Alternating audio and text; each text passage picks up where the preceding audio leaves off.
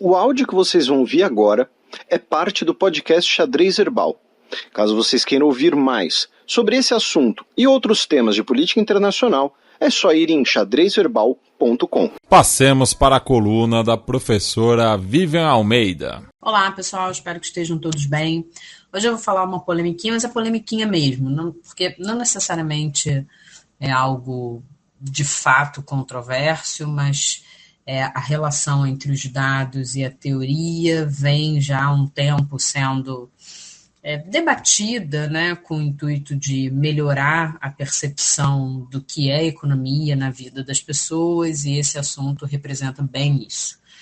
Bom, a despeito de muitas críticas pela sua insuficiência em predizer o nível, a qualidade de vida dos indivíduos, o PIB ainda é uma medida sintética, clássica e amplamente usada e aceita. PIB em países em desenvolvimento, como o Brasil, e PNB em países desenvolvidos, em que a diferença é o que é produzido no país e o que é produzido pelo país, respectivamente.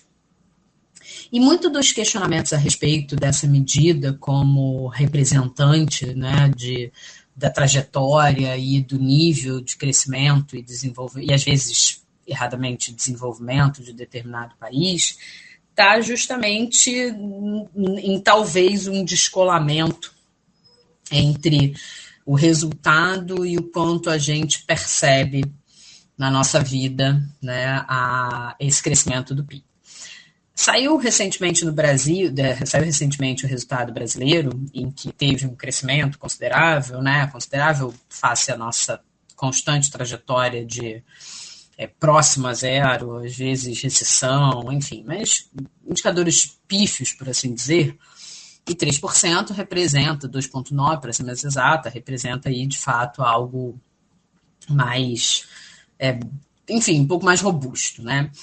E parte da explicação, como eu já falei em outra coluna, vem muito da balança comercial, e aí vem a polêmica que saiu uma reportagem em que, na verdade, se a gente abrir e se a gente pensar, né, o balanço de pagamentos mudou, salvo engano, 2015, não sei, né, posso estar falando errado, né, mas um dos resultados avaliados é a posição internacional de investimentos, que é tentar ver o quanto do dinheiro fica no país, né, assim.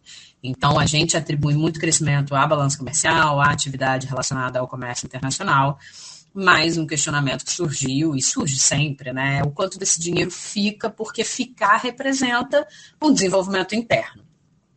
Eis que uma das medidas que tem uma série de problemas, porque pode desconsiderar pagamentos à vista, pode desconsiderar contratos antecipados, mas, enfim, dava conta de que se nos últimos 3 anos, de fato, tivesse uma reversão absoluta desse dinheiro para o Brasil e não a manutenção de parte dele fora do país, a gente teria em torno de 80 bilhões de dólares a mais de reserva. E reserva internacional é uma garantia, né? Assim, é importante a gente ter reserva internacional para que a gente sinalize nossa capacidade de honrar investimentos, para que a gente mostre segurança se a gente tomar algum empréstimo, para que a gente tenha capacidade de honrar os compromissos. Então, assim, reserva, né, nesse caso, a projeção entre o individual e o macro serve, né, porque há essa crítica, né, que você não pode comparar o orçamento doméstico com o orçamento do governo, mas, enfim, ter reservas internacionais e, portanto, eventualmente, o Banco Central poder fazer uma atuação com relação à compra e venda de dólares para regular o câmbio e direcionar qual é a política econômica, né? Se essa é uma política que precisa ser do câmbio mais ou menos desvalorizado, enfim, né? Se a gente quiser estimular a competitividade, a gente precisa de um câmbio desvalorizado, mas às vezes isso torna o país, se coloca o país numa trajetória inflacionária. Então, assim, para todas essas sinalizações e segurança, tal qual a gente ter reserva financeira é uma segurança, as reservas internacionais se propõem muito a isso.